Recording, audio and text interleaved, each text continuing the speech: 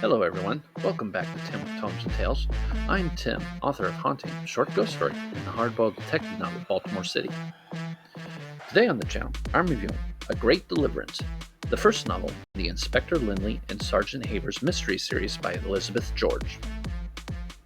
A savage murder has rocked the Yorkshire countryside. At a farm near Keldale, the unlovely Roberta Taze has been discovered in her best dress, an axe in her lap, and seated next to her father's headless corpse. Aristocrat and Scotland Yard Inspector Thomas Lynley has been called in to investigate. He is paired with Detective Sergeant Barbara Havers, who knows all too well this is her last shot at being a detective. Trouble is, she's managed to infuriate every inspector she's ever worked with. Will the posh and womanizing Tommy be any different? Or can these two set aside their differences to solve whether or not this 19-year-old kid actually murdered her father? I'm honestly a little torn with this novel. There's a decent enough mystery going on, although one a tad horrifying. Some scenes are hard to get through because they do get a bit dark.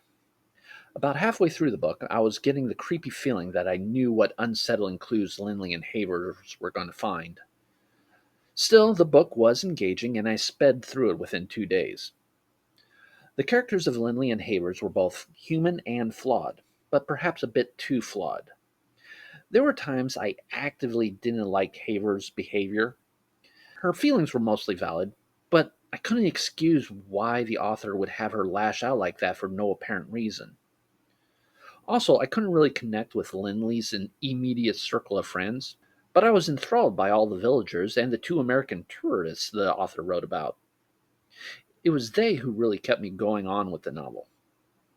I had some trouble with the priest, though. It seemed the author had a personal bone to pick with a particular Catholic practice, while taking the opposite view with another character in the book.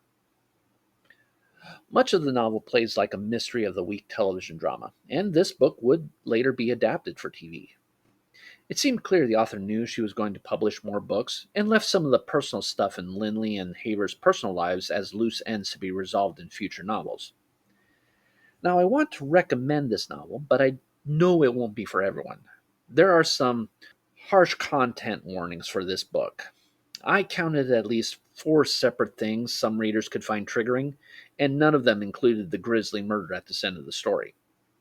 I tell you what these triggering events were, but that would spoil some of the story for those interested enough to give it a try.